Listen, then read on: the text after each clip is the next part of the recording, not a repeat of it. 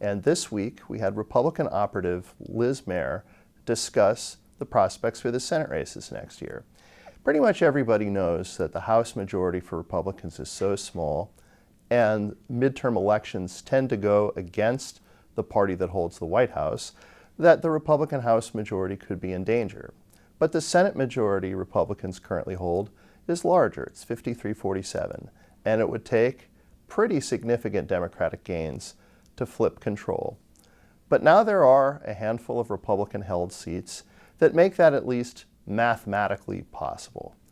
First of all, the state of Maine, where Senator Susan Collins is expected to seek re-election, has always been a top Democratic target, and Democrats may have a John Fetterman-style sort of populist candidate backed by Bernie Sanders who might do that job.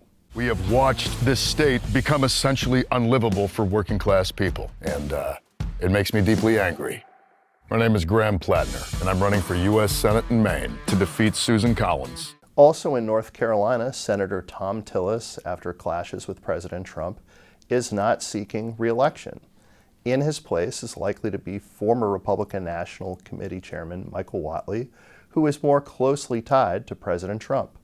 We are coming off an administration that wanted to look the other way, that wanted to allow violent, criminal, illegal aliens to come into this country by the tens or hundreds of thousands, that wanted to go to soft on crime policies in order to appease a very local, small, radical, progressive bloc.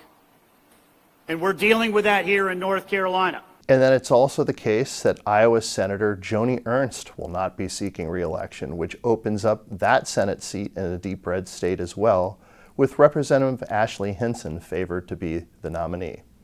Of working with President Trump to follow through on Iowans' priorities. I hear about those all the time as I'm out in my district, and those are my priorities. We've got to keep taxes low. We've got to have a safe country with a secure border. We need to stand up for rural agriculture in Iowa, and I think Iowa does things right. We have a common sense approach in Iowa, and I don't want to see Iowa look like California. I think we need to see the country look more like Iowa. In Ohio, former Senator Sherrod Brown, the Democrat who'd held that seat for several terms, is going to be running for Senate as well. So there are a number of top Democratic recruits who have already entered these races. There are some Republicans who are retiring, and Democrats want to make the Senate races and the House races a referendum on President Trump, believing that that's the best way to prevail in the midterm elections. Whereas some of the new Republican Senate nominees, with the big exception of Susan Collins, are going to be more closely tied to Trump than the people who otherwise would have been running under the Republican banner.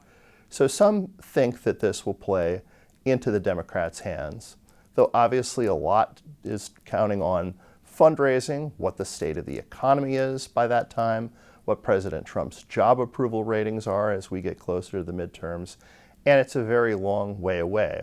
There's also the possibility that in a lot of cases, culture will matter more than economics in several of these key races.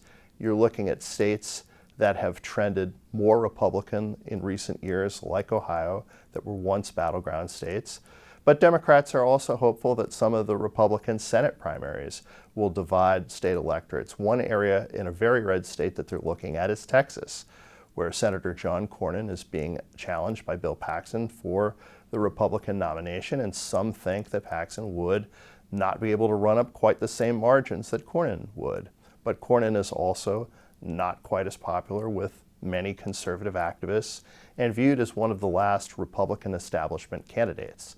Democrats are hoping that that primary plays out in a way that could give them an unlikely upset opportunity, or at the very least expand the map of potentially winnable seats. Of course, Texas has been sort of the great white whale for Democrats in the past. They've plowed a lot of money into the state with candidates like Beto O'Rourke and have come up on the losing end in these races. Will Democrats once again be chasing a fantasy in the midterm elections as they try to flip the Senate, or do they really have a shot? If you're following us on social media, what do you think? Comment down below.